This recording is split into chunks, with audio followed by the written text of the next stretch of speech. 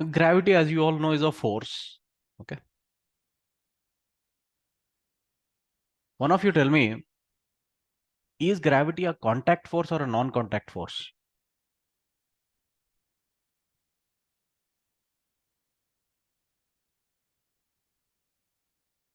You think of some examples where gravitational force is acting, and you think whether the two objects which are exerting gravitational force on each other need to be in contact or not.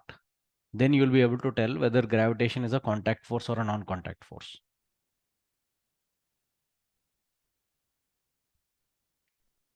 Okay.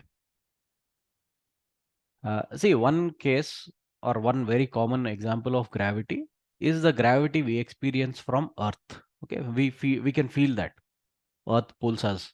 Okay, towards the center of the Earth. Fine, and not just that, there is gravitational force between any two objects actually. We won't be able to feel the gravitational force between every pair of objects, but Earth's gravity we can feel. Earth's gravity, the moon can also feel. Moon's gravity, some parts of the earth can feel. Okay, for example, high tides and all these happen due to the movement of the moon.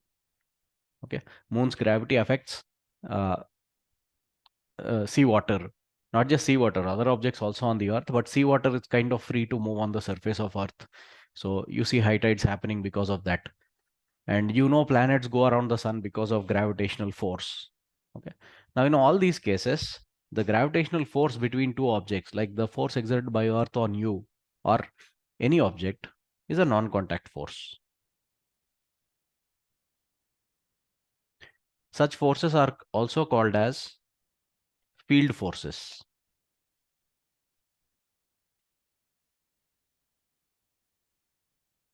Okay, next, can any of you tell me, you might have learned this in your 10th class itself, what is Newton's law of gravitation? What is the basic formula for this force?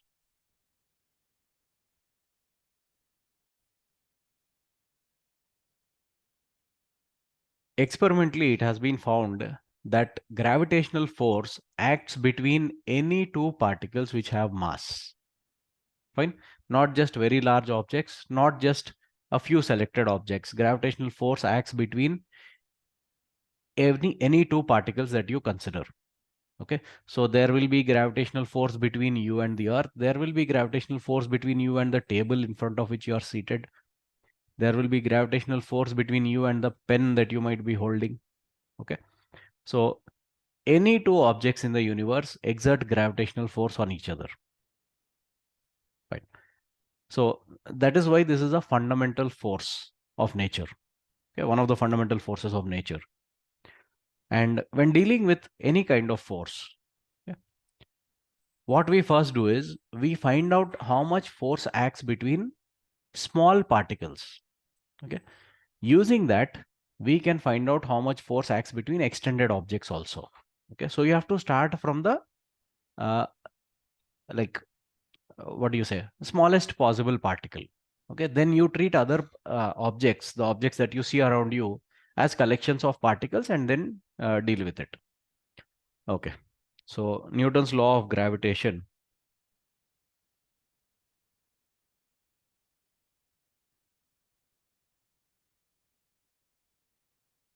talks about the gravitational force between two particles or point masses.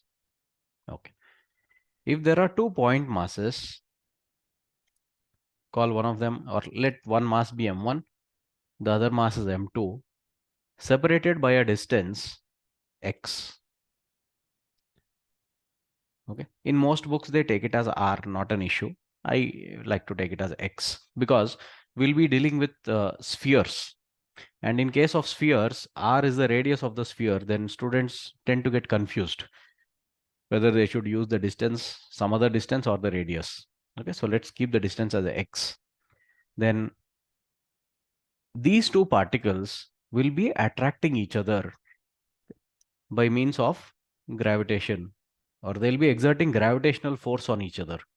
M2 attracts M1 towards itself, And M1 also attracts M2 towards itself. Action, reaction, pair. Okay. So any pair of particles you consider will have a mutual force of gravitation between them. Let's call the force magnitude as F. How much ever force M1 exerts on M2, the same amount of force M2 will exert on M1. Direction will be exactly opposite. Okay.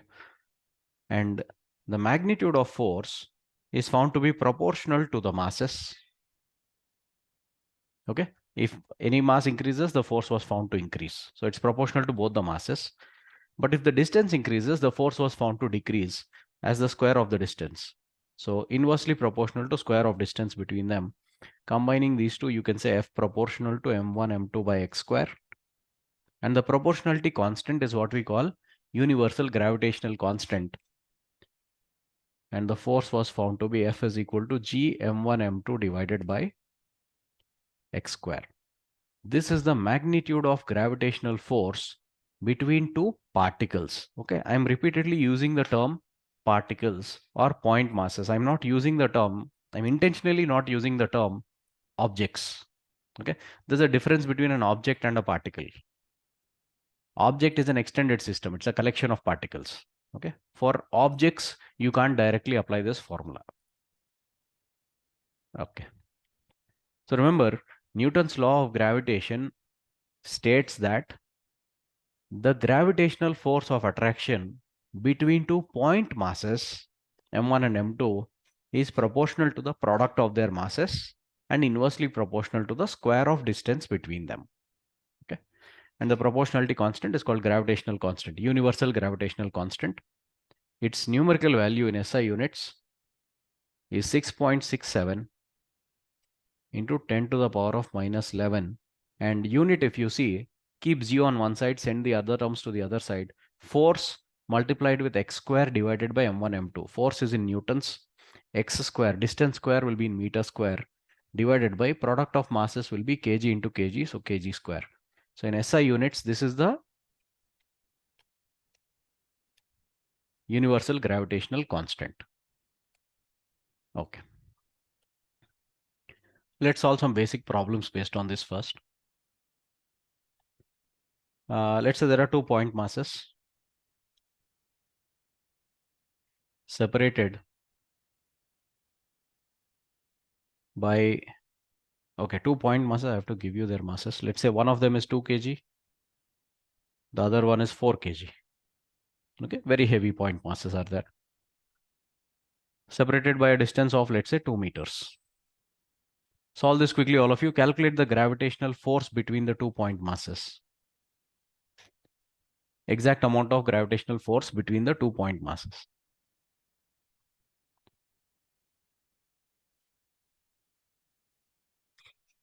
Since these are point masses, you can use the formula directly. G m1 m2 divided by square of the separation.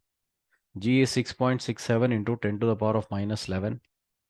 M1 is 2 kg, M2 is 4 kg. Distance is 2 meters, you square it. That's all. Okay. Now, keep this point in mind. To make calculations easy, replace 6.67 with 20 by 3. Okay, mathematically they are almost equal. That way, like calculating gravitational force or something called gravitational field that you'll learn next will become easy. Okay. Usually in exams, MCQ based exams, they will keep capital G as it is. You won't have to substitute. But in case you have to substitute it as 20 by 3 into 10 power minus 11. Calculation will be much easier. Okay. So the answer will be 40 by 3 into 10 to the power of minus 11 newtons. Now see, the masses we considered were 2 kg and 4 kg. Okay. Significant masses compared to what we come across in daily life. Separated by a distance of 2 meters. But what is the force of gravitation between such masses? 40 by 3 into 10 power minus 11. 10 power minus 11 is like 11 zeros after the decimal point. That is a very, very small force, negligible amount of force. This is why we don't experience significant gravitational force of attraction from the usual objects that we see around us. Okay. Earth's mass is very heavy, very high. Okay. Therefore, the gravitational force exerted by the Earth on us is significant, but other objects on us is negligible. Okay.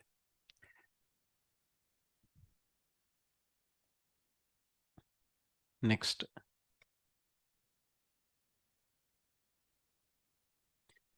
Suppose there are 2 point masses,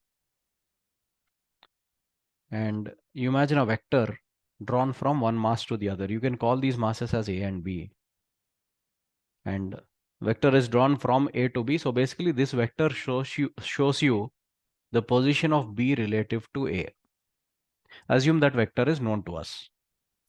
And consider the masses to be M1 and M2. Now you know M1 will exert a force on M2. M2 will also exert a force on M1. Okay. Write an expression for, or derive an expression for, force acting on M1. Okay. M2 exerts a force on M1. I want an expression for that force as a vector, means along with the direction. You can visualize the force if you want. M2 attracts M1. So the force that we are looking for will be in this direction.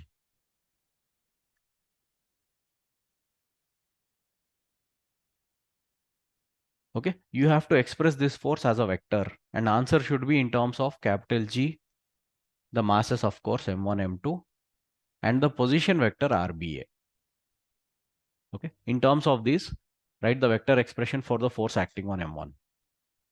Do this all of you, and if any of you has an answer, you can unmute and tell. Any answer, anyone? You need to express the force as a vector.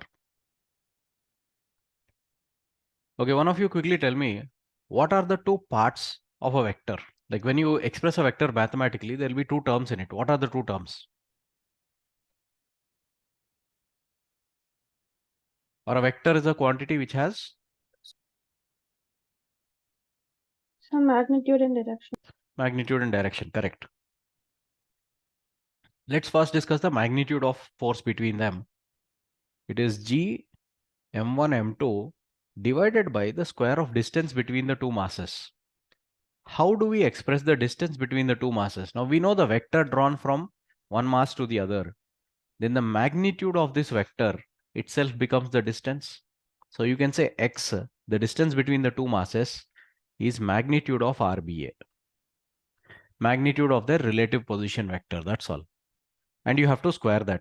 So magnitude of RBA vector squared. That's the magnitude of the force. Okay. We now need to assign a direction to it. How do we assign direction to vectors usually? By multiplying the magnitude with a unit vector. So what we want is a unit vector. In which direction? We want a unit vector directed from M1 to M2 because the force is directed that way. Now we already have one vector from M1 to M2 RBA, but there's no guarantee that this is a unit vector. Its magnitude could be 2 units, 10 units, 100 units, we don't know. How to get unit vector in the direction of a given vector? Anyone?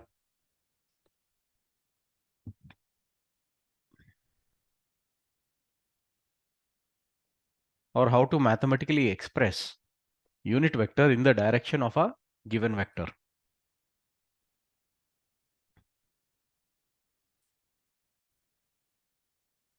So if you want unit vector in any particular direction, all you have to do is take any vector in that direction and divide it by its own magnitude. Vector divided by its own magnitude automatically becomes a unit vector. Okay. So this assigns a direction to the force. Therefore, the force can effectively be expressed as G m1 m2 divided by magnitude of RBA squared multiplied with the vector RBA divided by its magnitude. So you can merge these two and write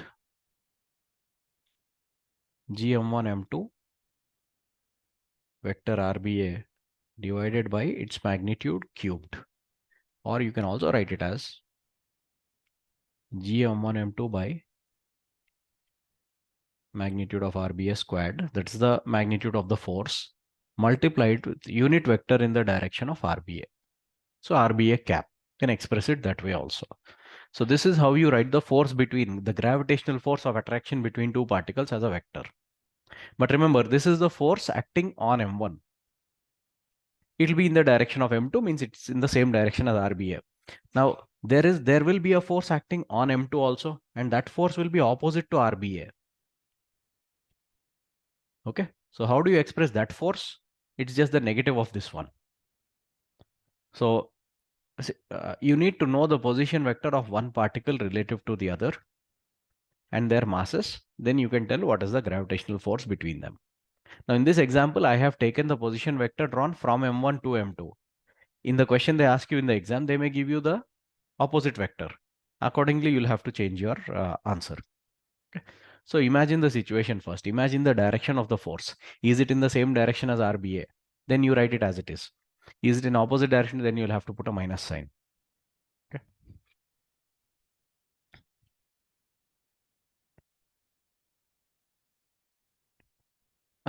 Those of you who joined late, we just discussed Newton's law of gravitation, the basic formula that we use in this chapter, F is equal to gm1 m2 by x square.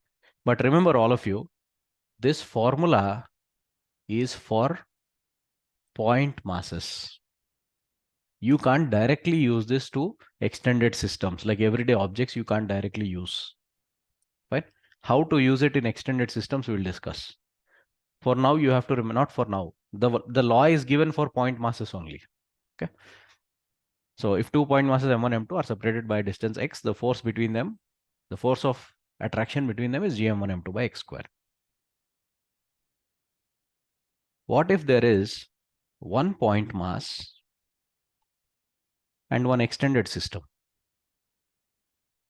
Consider the x-axis. Let's say there's a particle here. Assume particle is at x is equal to 0. Let's say particle's mass is m naught. And assume there's a rod lying along the x-axis. The rod extends from x is equal to a to x is equal to b. Okay. We have to derive an expression for the gravitational force of attraction between the particle and the rod. Can any of you give me an idea what can be done?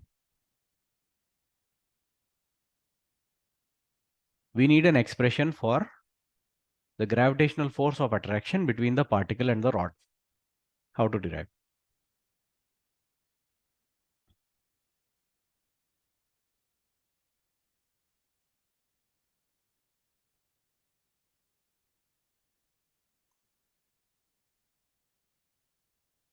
Someone unmuted, but I didn't get any answer.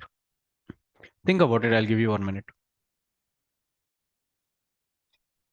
Okay. So one idea I got was to consider the entire rod as a single particle placed at its center of mass. Okay. I have to give you the mass of the rod anyway. Let's take it as capital M. So what Venla is suggesting is that we assume capital M is present at its center of mass. Now we know that the center of mass of a uniform rod is its midpoint. Now one end of the rod is x is equal to a, the other end is x is equal to b. Then the midpoint's coordinates will be x is equal to a plus b by 2. Okay, the midpoint formula in coordinate geometry. Let's see. We'll assume the rod as a single particle placed at its center of mass, and we'll find the force of gravitation between these two particles now. So one mass is m naught, the other mass is the rod's mass, which we are going to consider as a single particle. We don't know if this approach is correct or not, but let's see what answer we get this way. Now one is at x is equal to 0, the other is at x is equal to a plus b by 2, means the distance between them is a plus b divided by 2. Therefore, the force between these two turns out to be g. One mass is m naught, the other mass is m, divided by the distance between them is a plus b by 2, and you square it. So the answer this way is 4g m naught into m divided by a plus b whole square. Okay. But there has to be a mathematical justification for this. How do you justify that you can use center of mass to calculate the force?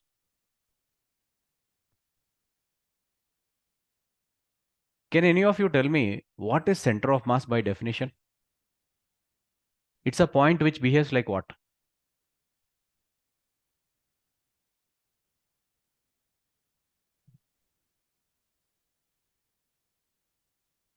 By definition, center of mass is a point which behaves as if all mass is concentrated at that point and all external forces were acting at that point. Now, if you know what force is acting on the system or how much force is acting on the system, you can assume all that force to be acting on the center of mass. But to calculate the force itself, you cannot use center of mass. There's no mathematical proof as such. Okay, that center of mass can be used to calculate the force. Once you know the force, you apply it on the center of mass, that is valid. That's the definition of center of mass. But for calculation, we don't know if it can be used or not. But see, if you consider the rod as a single particle placed at its center of mass, this is the force that we are getting between the particle and the rod. Okay. Can any of you suggest any other approach? We will have to flag this. We don't know if this is correct or not. Okay, we'll check.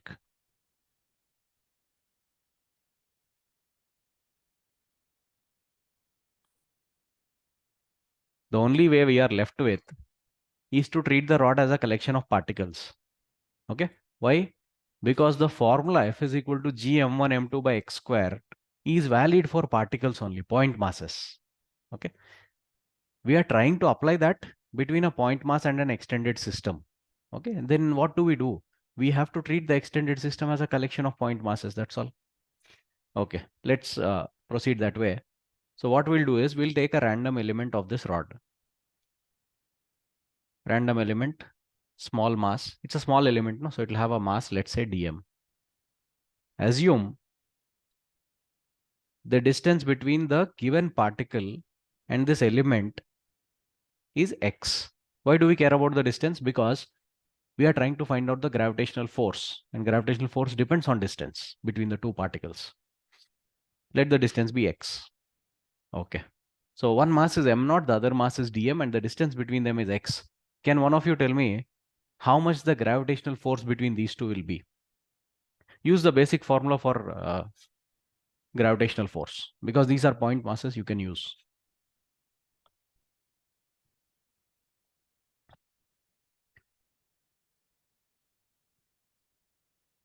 How much will the gravitational force between the given particle and this element of the rod be?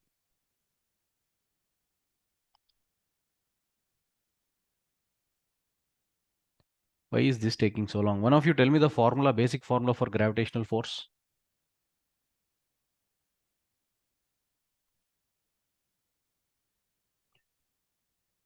Sir, m not dm by x square.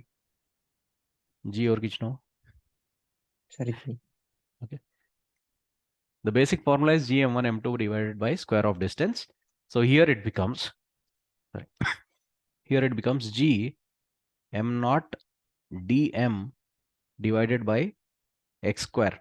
Now, since one of the particles is an element of the rod, dm, whose mass is tending to 0, not exactly 0, but tending to 0, this force also will be tending to 0. It will be a very small amount of force. So you should call it df. Don't use the word, don't use the symbol f. It's a small amount of force, so df. Okay. Now every element of the rod will be experiencing a gravitational force from the particle m naught. For a random element, this is the force. Then if you want to find out the total force acting on the rod, you will have to integrate the forces acting on every element of the rod. But okay, from this point onwards, we need to take care while integrating. We are now trying to integrate forces. Forces are vector quantities and integration means summation. So integration of forces means summation of vectors. And while summing up vectors, you can't add them like normal numbers. You have to be careful with that. I mean, you have to consider the direction as well. Two vectors of magnitudes 10 and 10 won't always add up to give 20. Okay, so it's not simply adding 10 and 10. You have to consider the direction of the vectors, angle between the vectors. Fine. Now this element dm, see, gravitational force is an attractive force. M naught will be attracting dm towards itself. So dm, this dm experiences a force in this direction. So this is the direction of df. Now you take some other element, maybe here. M naught will be attracting this element as well. And if it is attracting it towards itself, then this element also experiences force df in the same direction. So in this particular situation, every element of the rod experiences a gravitational force from m naught in the same direction. And if vectors are in the same direction, let's say one vector's magnitude is 10 units, the other vector's magnitude is 5 units, they are in the same direction, then the resultant will simply be their algebraic sum, 15. Okay, the magnitude of resultant will simply be their algebraic sum. So if you are sure that vectors are all in the same direction, then you can integrate them like normal numbers. And here, yes, we made sure that all the df vectors are in the same direction. So we can say that the total force on the rod will be integral df. You can directly integrate the magnitudes of small forces because all small forces are in the same direction. That point is very, very important. Okay.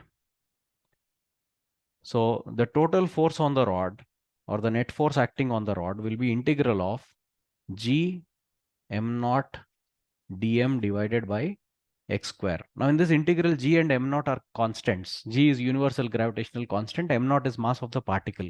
Put them outside. You'll be left with integral dm divided by x square.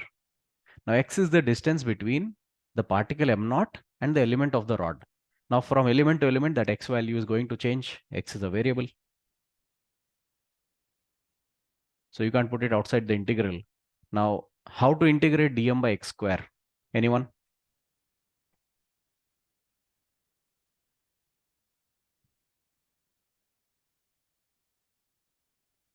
Or is there something we need to do to be able to integrate this?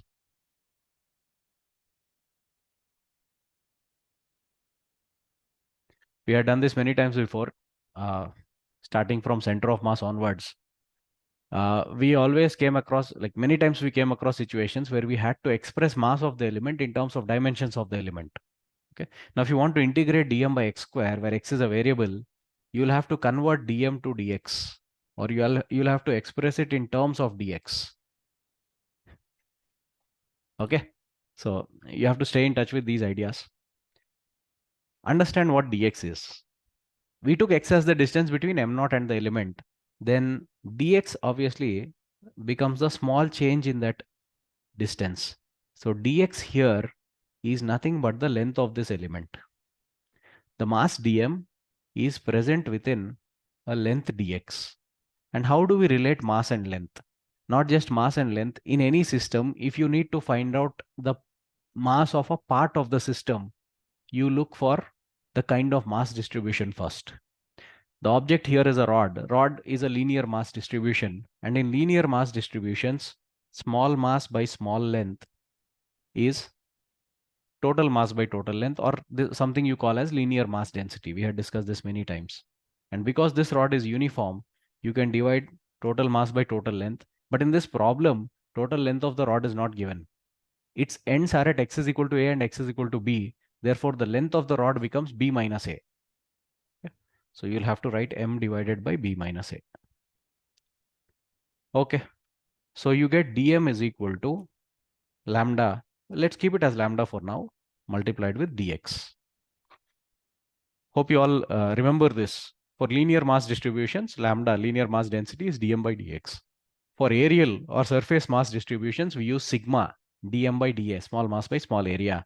And for volumetric mass distributions, we use rho, the usual density, mass by volume, small mass by small volume.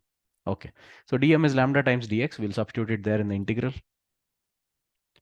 So the force becomes g m naught lambda. This is a uniform rod, so lambda can be kept outside the integral. You will be left with dx divided by x square. Okay.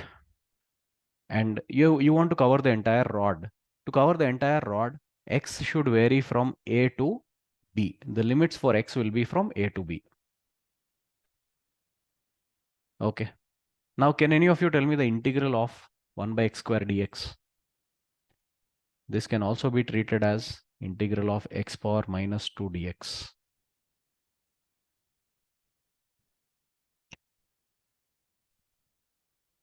What is the integral?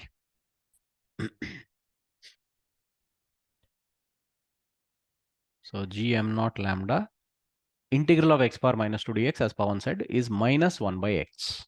Okay, x power minus 1 divided by minus 1. You can write it as minus 1 by x. And limits A to B. So the force becomes g m naught lambda. We still didn't substitute lambda. We'll do that. Substitute upper limit minus 1 by b minus of substitute lower limit minus 1 by a. The minuses can be cancelled. Effectively, the answer becomes g m naught lambda 1 by a minus 1 by b. And now you substitute lambda here. Lambda was total mass divided by length of the rod. Length of the rod is b minus a.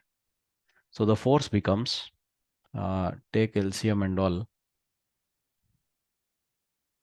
g m naught capital M by b minus a into, in the bracket, if you take LCM, AB, numerator becomes b minus a. Cancel. The answer is g capital M m naught by AB. This is the proper expression for force between the particle and the rod. Now, what did we get by treating the rod as a single point, single particle placed at its center of mass? We got this answer. The answers don't match. Okay. And this is wrong. Why is this wrong? Because center of mass behaves as if the forces are acting on that point. You can't use center of mass itself to calculate the force in all cases. Okay. And in gravitation, it cannot be done. Right? So what did we do here? In order to find the force, gravitational force of attraction between this particle and this rod, we treated the rod as a collection of particles, small elements. Why? Because the only formula we have is valid for point masses. So you have to treat the rod as a collection of point masses. Then the given particle m naught and a point mass of the rod dm, we wrote an expression for force between them. We integrated it. We got the answer. And while integrating forces, you need to keep that point in mind. Forces are vectors. Integrating forces means summing up vectors. And while summing up vectors, you have to see whether all of them are in the same direction or not. Here, luckily, they were all in the same direction. What if they were not in the same direction? You will have to resolve them into components. Then sum up all x components, you will get the x component of net force. Sum up all y components, you will get y component. We'll do that. We'll solve problems you'll understand. Okay. So be careful while integrating vectors. Okay.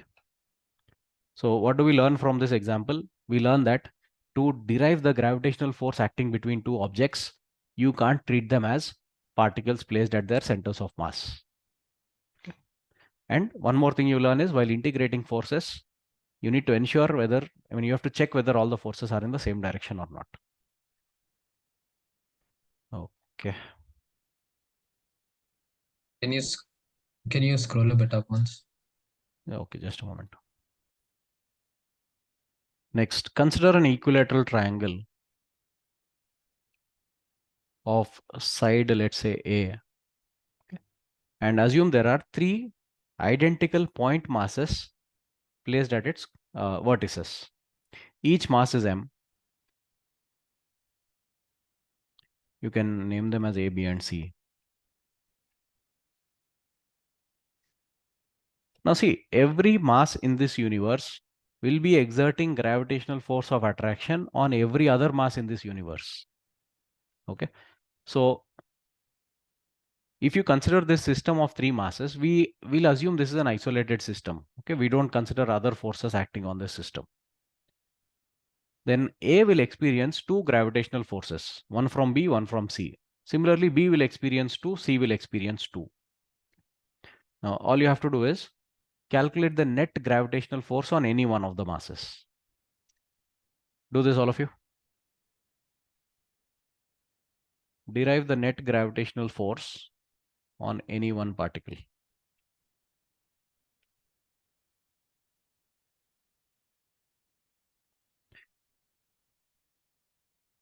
So solve properly. We know each particle experiences two forces. Visualize those forces, write their magnitudes, individual magnitudes, and forces are vector quantities. If you want net force on any one particle, you have to add up those two individual forces by treating them as vectors. So you need the angle between them. You have to use the resultant formula. Okay, do all that, all of you. I'll give you 2 minutes. And let's discuss. Saket, can you unmute?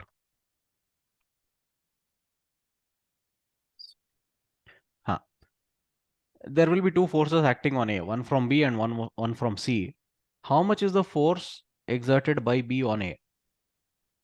F, sir.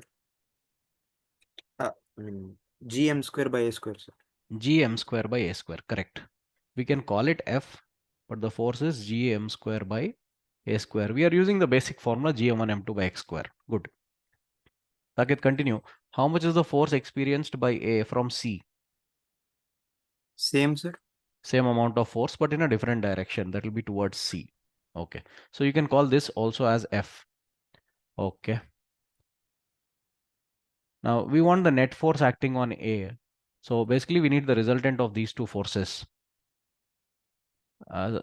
Pawan, can you tell me the formula for magnitude of resultant of two vectors? The root over f1 square plus f2 square plus 2 f1 f2 cos theta. Okay, correct. So if the vectors are A and B, have magnitudes A and B and an angle theta between them, it is root A square plus B square plus 2AB cos theta. Now here we have to add the two forces, both of which have the same magnitude, F and F. And since it's an equilateral triangle, the angle between the two forces is 60 degrees. That's all. Therefore, the net force experienced by the particle A will be root of F square plus 2. F into F is again F square cos 60 degrees. Cos 60 degrees 1 by 2. These two will cancel. You have 3 F squares inside the root. So under root 3 F square, that is F root 3. Therefore, the net force acting on A, the particle A, becomes F, which is Gm square by A square root 3. Okay, and force is a vector quantity. We can even tell the direction in which this force acts. The two forces have the same magnitude. When two vectors have same magnitude, their resultant will be along their angular bisector. So this is the net force that acts on A. It acts towards the centroid of the triangle. The same amount of net force will be acting on B as well. Direction will be this way. Same amount of net force on C. Direction will be this way. Hope this is clear to all of you. Any doubts, anyone?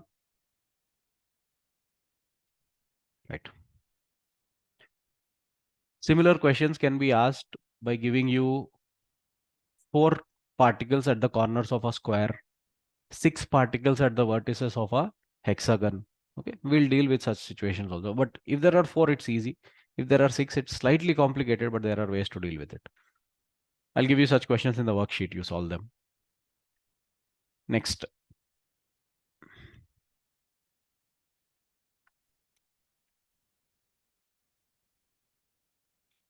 Suppose there are 2 particles. Okay, particles or point masses.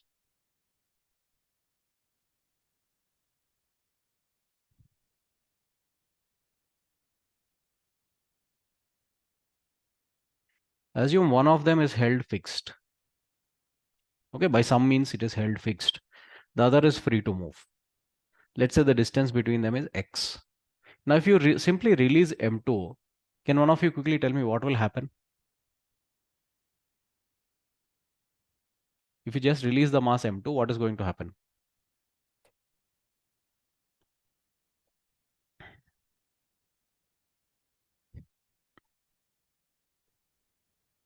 So We M2 are dealing with gravitational force. Think in terms of that and answer.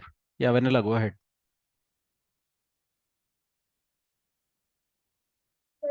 will move towards it. M2 will move towards M1 because of the gravitational force of attraction. Okay. We are not considering any other forces. Assume it's an isolated system. Isolated means not interacting with anything, means not experiencing forces from any other external agent. So M1's gravitational force will act on M2 and M2 will start moving towards M1. Okay. Now in a real life situation, we don't see this happening. We don't see two particles moving towards each other due to gravitation, because in everyday situations, there are a lot of other particles present. Okay. Any particle you take around you or you take yourself, you will be experiencing infinite number of gravitational forces from objects surrounding you. The most significant gravitational force you experience is that of the Earth. But there are other forces as well. Okay. So M2 will be attracted towards M1 and will start moving towards M1. Fine. But if we give some velocity to M2 in a direction perpendicular to the line joining them and release, then what will happen? If you release from rest, it will move straight towards M1. If you give it some velocity and release, what will happen?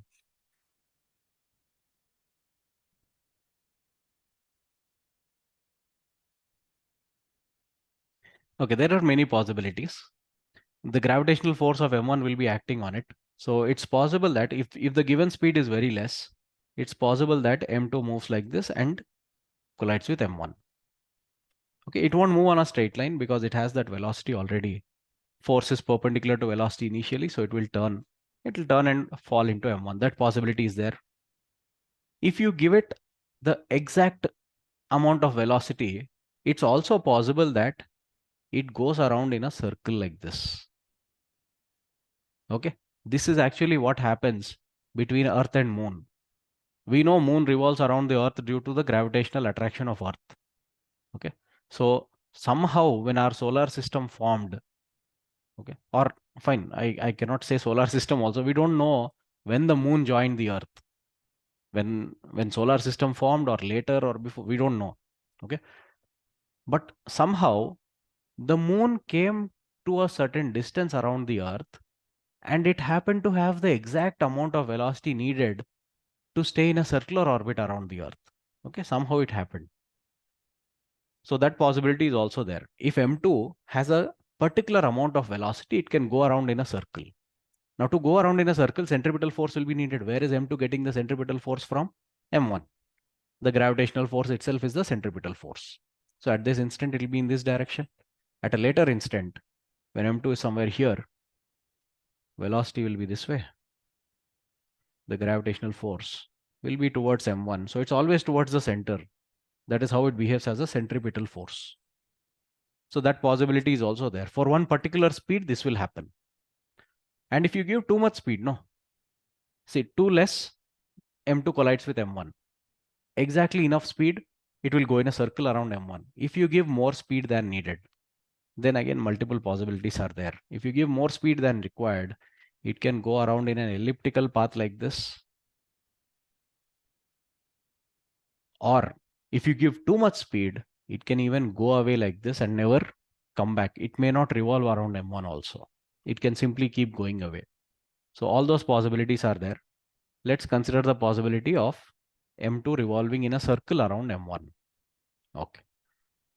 Find out how much speed must be given to M2 such that it revolves in a circle around M1. Answer should be in terms of capital G, M1, and the distance x. Do this, all of you. With what speed should M2 be projected such that it executes circular motion around M1?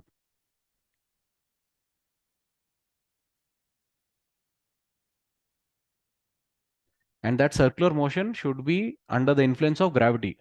Okay, gravitational force of attraction between them. Right. Okay, Vanilla and Aishwarya, your answers are correct. See, we already know how much force acts between them. And based on the force, you have to calculate the speed which can enable it to stay in a circle. So just write the centripetal force equation, that's all. Now the actual force acting between these two masses is Gm1 m2 by x square. This behaves as centripetal force on m2. What is the formula for centripetal force? mv square by r. So m2 v square by the radius in which it is going to revolve is x itself. That's all. One x gets cancelled, m2 gets cancelled. you get V is equal to under root gm1 divided by x. So the second mass doesn't even matter. If you give it this much speed, it will go around in a circle. Is this clear to all of you? Any doubts in this? Pawan, did you understand? Yes, sir. Yusuf?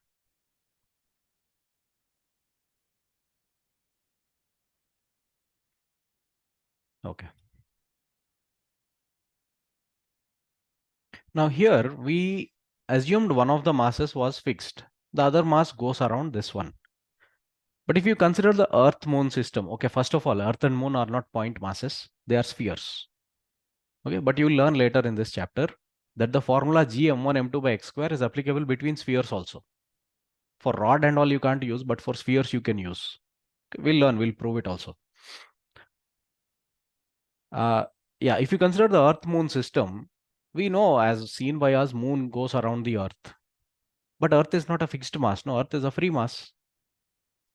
Not completely free, it is bound to the sun, but it's not fixed in one place. So let's consider that kind of a system. Listen carefully, all of you. This is something we call as a binary star system. A pair of stars. Okay. Not just stars, you can take any masses, not an issue. Suppose there are two masses, m1 and m2, both of which are free to move. And let the total distance between them be x. Now, if you release both of them, they will gravitate towards each other, they'll collapse. Means they'll combine and become a single mass.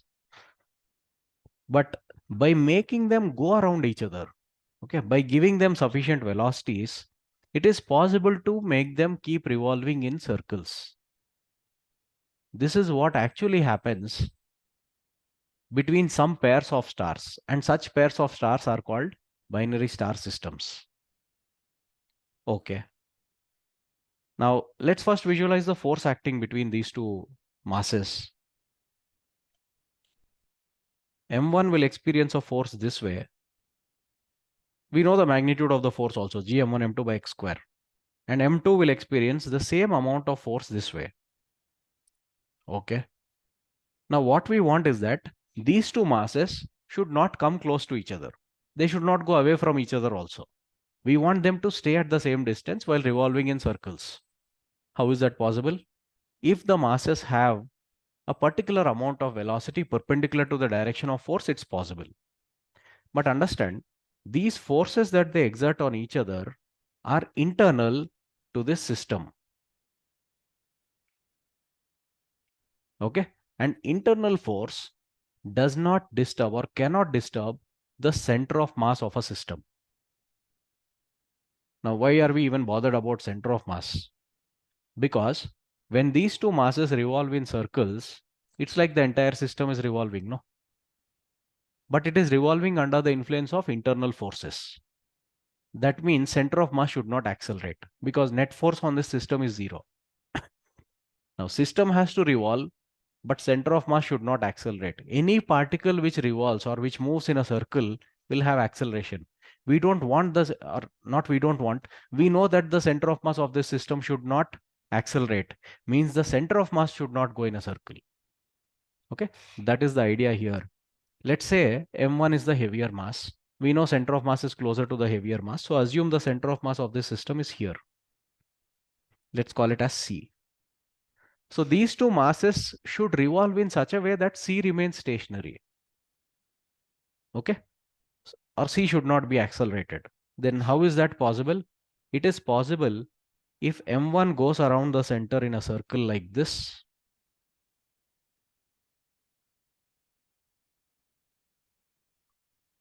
And M2 goes around the center in a circle like this. For both the circles, the center of the circle is the center of mass. Okay, and both of them should revolve around the center of mass. Only then it is possible for the distance between them to remain constant. So at one instant they'll be like this. At some other instant, if M1 comes here, then M2 will have to be here, exactly at the opposite end of the diameter. Okay, diametrically opposite to each other. If they are not like that, the forces won't be acting towards the center of mass. Okay, and obviously they have to be on either side of the center of mass only. No, how can they come to same side of the center of mass? Then center of mass will shift. Okay, that should not happen. They should revolve around the center of mass, means they have to be on the opposite sides of the center of mass. So there is something common for these two masses. Whatever is the angle rotated by m2 in a certain amount of time, why did this become small? Whatever is the angle rotated by m2 in a certain amount of time, the same angle will have to be rotated by m1 also in the same amount of time. They have to rotate same angles in same amount of time, means their angular velocity should be equal. Let's call it omega. Okay. Clearly, the radii of the circles in which they are revolving are different. M1, let's say it revolves in a circle of radius R1, and M2, you assume it revolves in a radius R2. Now, omegas are same, but radii are different, means their linear speeds will be different. M1's speed will be R1 omega, whereas M2's speed will be R2 omega.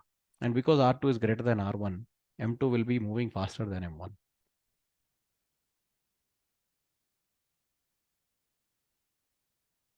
Okay. So what is given to you in this problem is the total distance between the masses. X is given to you. Now, if you know the total distance between the masses,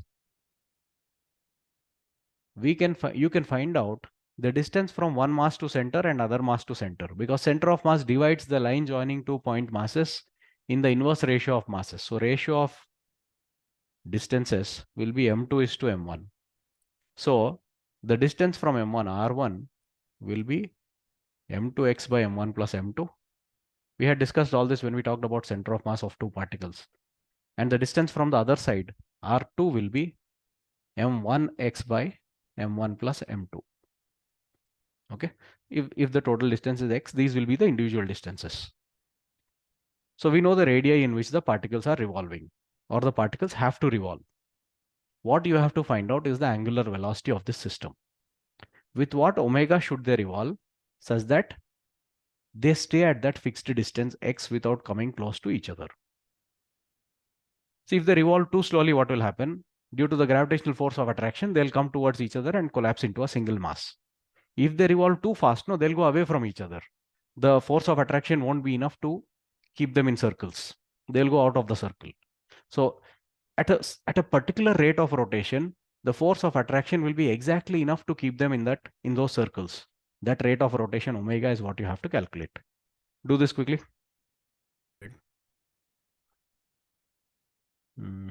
Okay.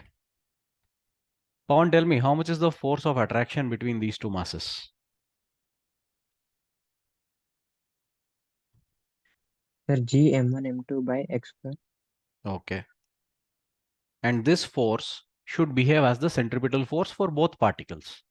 Now you can equate this to centripetal force on any one of them. Pawan, which one shall we take? M1 or M2?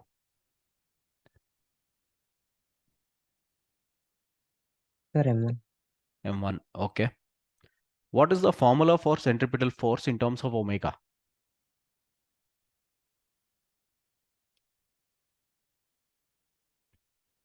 In terms of speed, it is mv square by r. In terms of omega, how do you express centripetal force?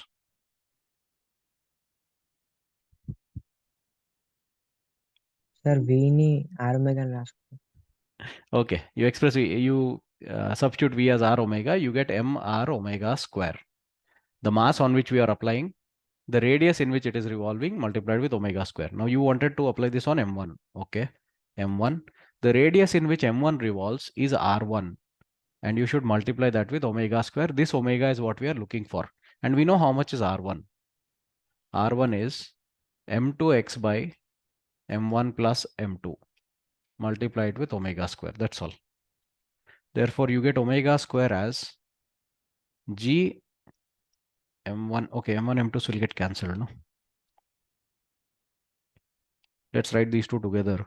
So g m1 m2 by x square becomes equal to m1 m2 x omega square by m1 plus m2. Okay, m1, m2's cancel, you get omega square from there.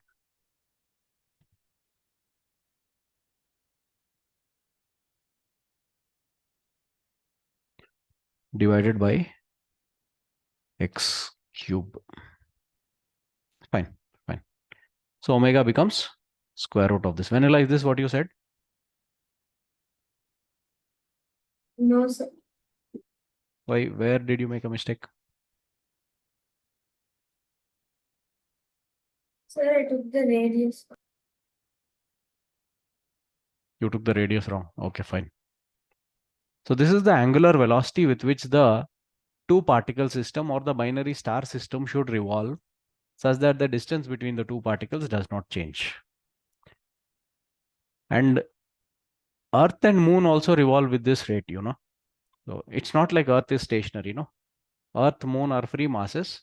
They both exert gravitational force on each other, and under the influence of their individual gravitational forces, they will be revolving around each other. Actually, they'll be revolving around their center of mass. Okay, at this particular rate. Fine. And once you know omega, you can even tell their linear speeds. The speed of mass m1, if you want, it is r1 multiplied with omega, and the speed of mass m2, if you want, it is r2 multiplied with omega. And we see that this omega is constant. So we can even talk about a time period of revolution, how much time they take to complete one revolution. And time period of revolution, time period is nothing but total distance by total time to complete the circle. You can also write time period as total. Okay, time period is total distance by total by speed, constant speed. You can also write it as total angle. Okay, to complete a circle, they have to revolve by an angle of 2 pi divided by angular speed. So substitute this omega here. You can even tell what is the time period of revolution of this system. Okay, it all depends on what they want to ask you about. Okay, is this clear to all of you? Any doubts in this? Okay, just a moment. So suppose you assume the sun to be stationary.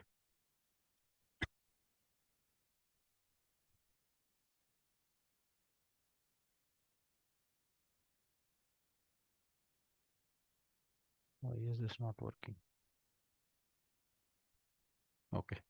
Suppose you assume the sun to be stationary, and let's say the Earth Moon system is revolving around the sun.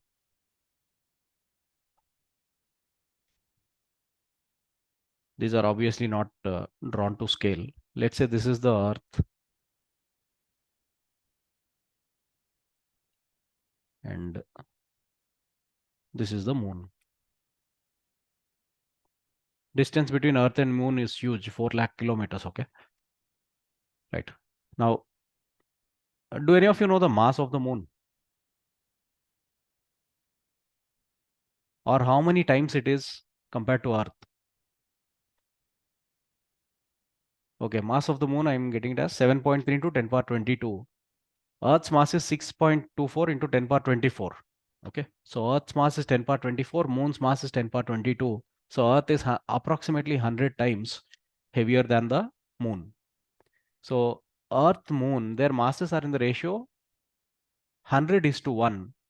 Then their center of mass will be dividing the line joining them in the ratio 1:100. Or you can take 1:99. So totally 100 parts if you imagine. Let's visualize this. Just a small exercise. If you do such things, no, you will remember better. Okay. So Earth's mass is like 100x, or let's take 99x. Moon's mass is x.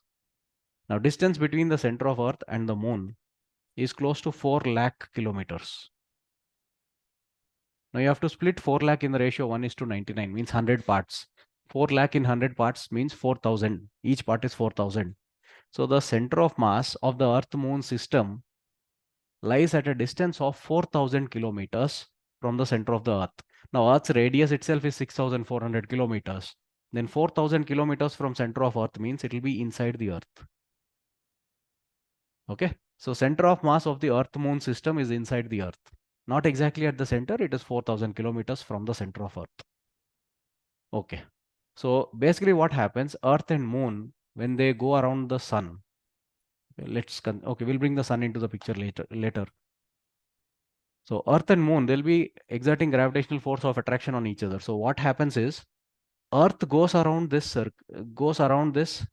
center of mass in a circle like this. Okay, just a moment.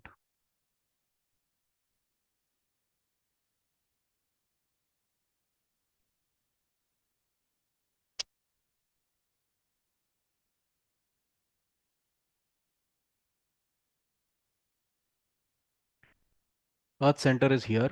Center of mass of Earth Moon system is this red dot. So basically what happens, Earth goes around this red dot like this, and the Moon goes around the red dot like this. So Earth Moon system will be spinning around this center. Okay, and that spinning system goes around the sun during the duration of the year. Okay, during the duration of the year. So basically what happens, if you consider this sun here, let's say Earth Moon system is going along this path around the sun. So at one instant you may find the Earth here. Okay, the center of mass lies inside the Earth, no? So at one instant it will be like this, and the Moon will be on the other side. At some other time, okay, some other time of the year,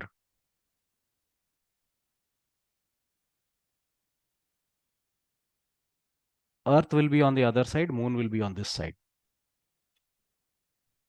Situation will be like this, and that is how it goes. So Earth doesn't follow a smooth path around the sun. The path followed by the Earth will be somewhat like this, wavy path. Okay, sometimes it will be on that side of the center of mass, sometimes it will be on this side. Moon's path is even more complicated. It will have to keep going around that center more frequently than not more frequently. Like its circle is bigger, much bigger. Yeah. So that system will be going around the sun, and it's not as simple as it looks here. Also, we have visualized this on a plane, in the plane of your screen. You have to think of this in 3 dimensions. It's quite complicated. On YouTube, you can find some animations. Go through them. Okay. And talking about binary star system, when we derived omega. Okay.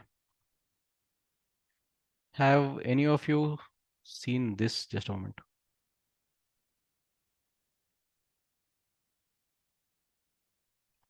Have any of you seen people doing this in Hindu weddings? What are they doing here?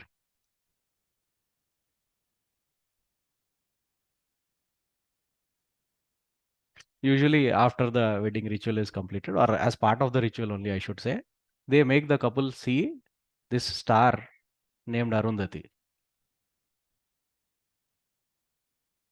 Okay.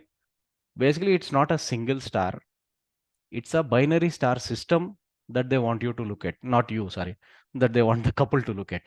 So there are 2 stars. One is Arundhati, the other one is Vashishta.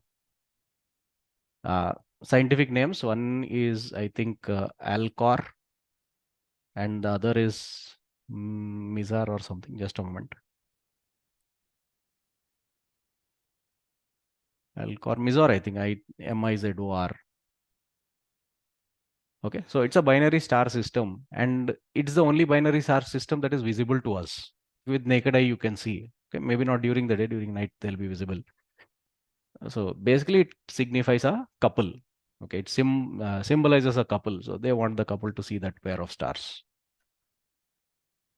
So what happens between binary stars is this: their mutual force of gravitation keeps them bound to each other. Right, let's quickly go through what all we discussed today.